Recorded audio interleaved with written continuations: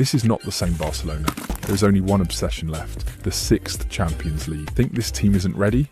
Take a closer look. Can this generation conquer Europe? Barcelona have produced teams that didn't simply win trophies, they changed the way football was understood. And if Hansi Flick's project continues developing at this speed, his Barcelona could eventually belong in that conversation. Because whenever Barca have built something truly historic, there has almost always been the same formula. La Masia at the heart of the team, world-class talent around it, a midfield capable of controlling matches, and an attacking idea brave enough to overwhelm the opposition.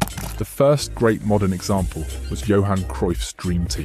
From 1988, Cruyff didn't simply bring trophies back to Barcelona, he brought an identity. Between 1990 and 1994, Barca won 4 consecutive league titles.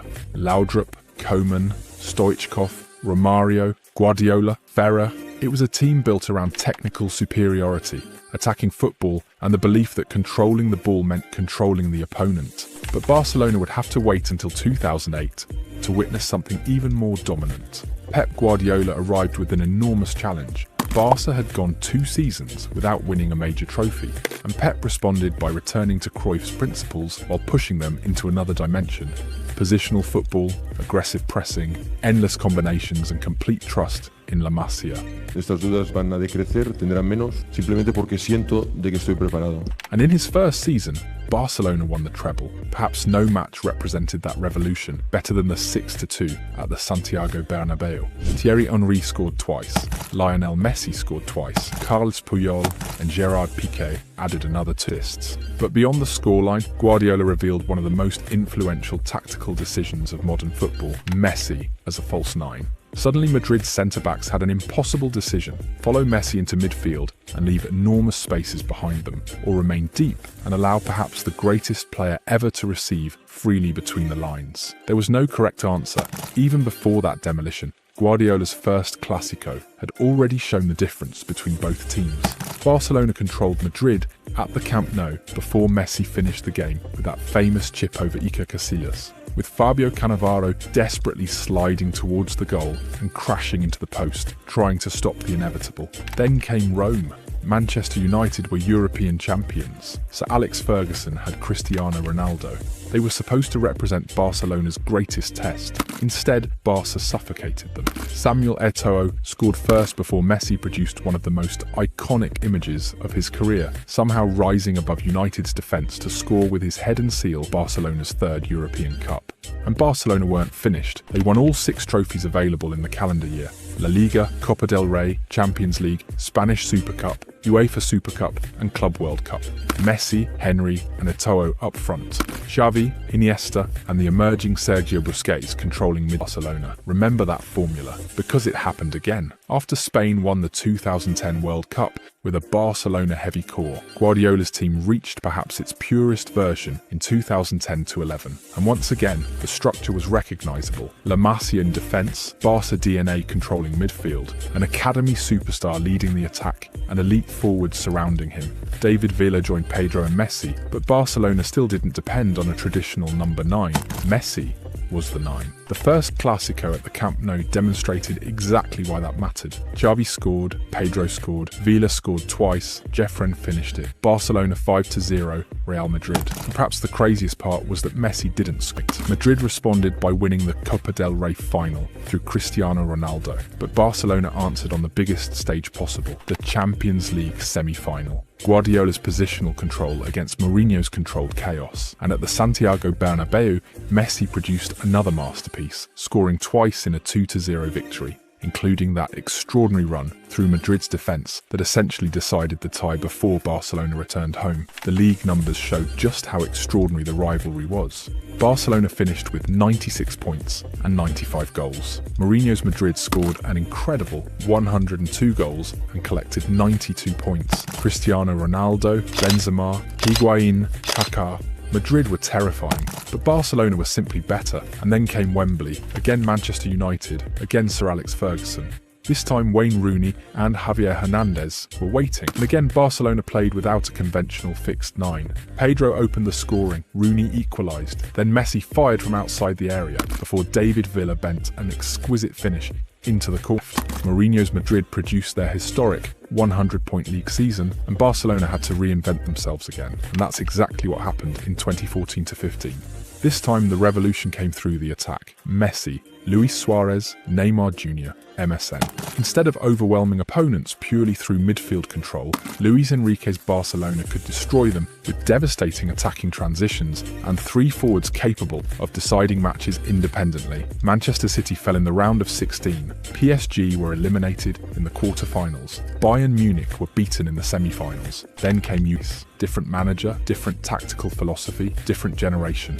But look underneath the surface and the same ingredients remained. Elite La Masia talent, world-class signings, a midfield capable of controlling matches, centre-backs comfortable enough with the ball to build attacks, and forwards capable of turning control into destruction. Since that 2015 team, Barcelona have had great players, won important trophies, and produced extraordinary individual seasons. But they haven't built another team that feels quite as complete as those historic sides, until perhaps now. But what exactly makes this Barcelona feel so similar to the great teams of Guardiola and Luis Enrique? It starts with something almost every historic Barca side has possessed: a magical attacker produced by La Masia. And this generation has Lamine Yamal. Lamine has built his reputation as a right winger, where his 1 versus 1 ability, creativity, and left foot make him almost impossible to defend.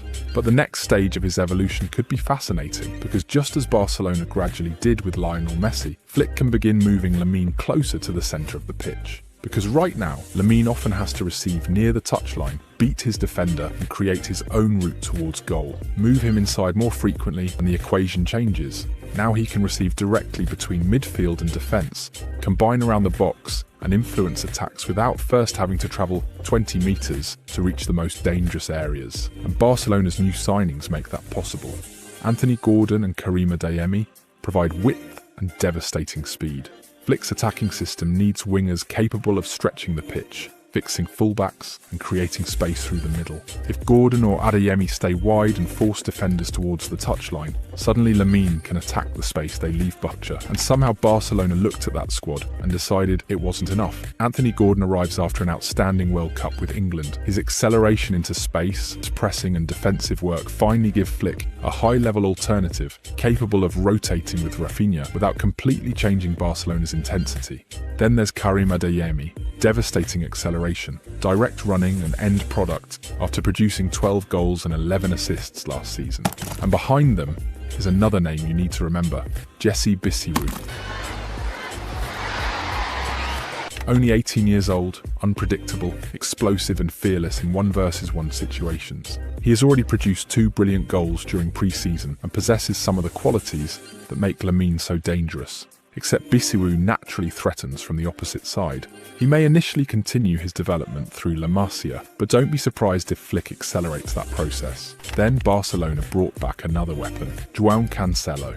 In just 16 league appearances, he produced 2 goals and 3 assists, but numbers don't fully explain his usefulness. Cancelo can advance from deep, combine inside, overlap, underlap, dribble past pressure, and effectively become another midfielder during possession.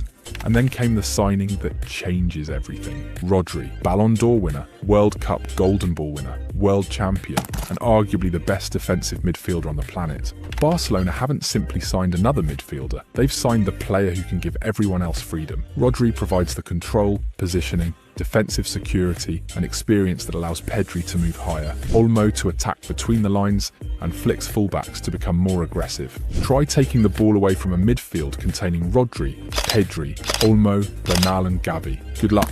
And yet perhaps the most terrifying part of this, Barcelona isn't even the players they've bought, it's the ones they haven't had to buy. Because La Masia is producing another generation. Ibrahima Tunkara, only 16, already has Flick excited. His combination of physical power and technical quality makes him look unusually developed for his age. And few academy players since Lamine Yamal have generated this level of expectation.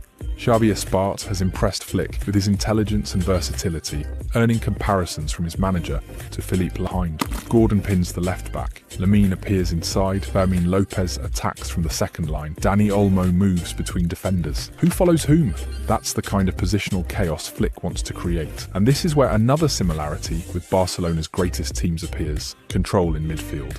Until now, Pedri has been the main source of calm inside a system naturally obsessed with acceleration. When Barca need to slow down, escape pressure, or reorganize possession, Pedri becomes the reference point. Now he has Rodri. Flick wants his pivots heavily involved during the creation phase, using short combinations and positional rotations to dominate possession before suddenly accelerating forward. Rodri is almost perfectly designed for that responsibility. His scanning allows him to understand where pressure is coming from before receiving. His positioning constantly creates passing angles, and his ability to play short, break lines, or switch the ball allows him to dictate where the next attack develops. That could completely liberate Pedri. Instead of constantly dropping towards the centre-backs to organise possession, Pedri can begin receiving higher and attacking the left half space more frequently. He can still drop alongside Rodri whenever Barca need a double pivot, but he won't have to carry the entire responsibility for progression. Rodri controls the base, Pedri connects the lines. Olmo and Fermin attack the spaces, and Rodri provides something even more important when those players move forward: protect. That gives Flick's attacking players precious seconds to counter-press and reconstruct the defensive shape. This doesn't necessarily destroy Marc Bernal's development either, quite the opposite. Bernal is still incredibly young. Playing alongside and learning from one of the greatest defensive midfielders of his generation could accelerate his understanding of tempo, positioning, and defensive anticipation. Barcelona don't need Bernal to become Rodri immediately. They finally have the luxury of allowing him to become Marc Bernal. And then there are the fullbacks. João Cancelo gives Flick another tactical weapon because he doesn't have to behave like a traditional fullback. He can overlap to create width, move into the half space, combine with the attacking midfielder, or invert into mid. Which brings us to perhaps Barcelona's biggest tactical risk, the high defensive line. Flick's system demands enormous courage from his centre-backs. Barcelona push players forward, compress the pitch, and defend huge spaces behind their defensive line. One badly coordinated movement can suddenly leave an attacker running directly towards goal. But look at Flick's options: Pau Cubarsí, Eric Garcia, Jules Koundé, Gerard Martin, Alvaro Cortés. Cubarsí already possesses extraordinary anticipation and distribution. Eric gives Flick tactical flexibility because he can operate centrally, at right back, or even in midfield. And if Eric or Xavi Espart provide alternatives at right back, Koundé could potentially be used centrally again when necessary. Cortés adds another young, physically powerful ball-playing centre-back to the equation. So does Barcelona desperately need another centre-back? Maybe not, especially because Rodri changes how they defend. Sometimes the best way to protect your defence is simply to never give the opponent the ball. A genuine number 9 capable of occupying centre-backs, attacking crosses, and constantly appearing in finishing positions. Hamza has elements of that profile. He isn't primarily a false 9 who wants to spend the entire match dropping into midfield. His natural habitat is the penalty area. Give him crosses, cutbacks, and second balls, and his instinct takes over. He attacks spaces aggressively, anticipates where the delivery will arrive, and possesses the aerial presence to become a completely different weapon from Barcelona's smaller technical attackers. Then there's Jesse Bissou, pure 1 versus 1 threat. Explosive acceleration, long strides, and the courage to repeatedly attack defenders. He prefers starting from the left and cutting inside, but he can operate on either flank or combine centrally. In a squad already containing Lemine, Gordon and Adeyemi, Bissou represents yet another profile capable of destroying defensive structures through individual superiority. And perhaps the most tactically fascinating prospect is Ibrahima Tunkara. He's difficult to define because he doesn't really belong to one position, interior. Number 10, false 9, right winger. Tunkara's unusual physical power for his age allows him to carry through pressure, while his technical quality means he can still operate in tight space. That versatility matters, because Flick isn't building a team of 11 players, he's building a squad of interchangeable solutions. And that is perhaps the greatest similarity between this Barcelona and the greatest Barca teams of the past. This Barcelona has youth, experience, depth, versatility, and ridiculous technical quality. Now there is only one question left. They already conquered Spain. Can this generation conquer Europe?